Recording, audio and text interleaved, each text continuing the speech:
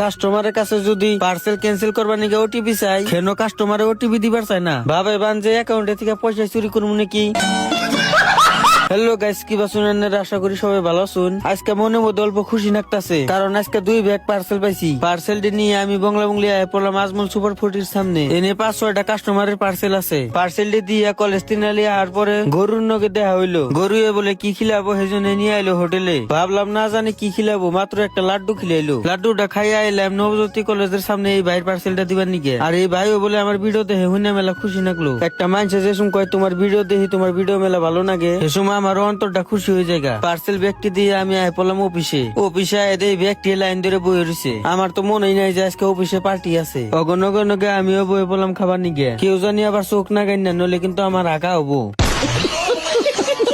আজকের ভিডিও এনে শেষ দিলাম। ভিডিওটা ভালো লাগলে লাইক, কমেন্ট, শেয়ার আর একটা ফলো করেন। Bye bye guys.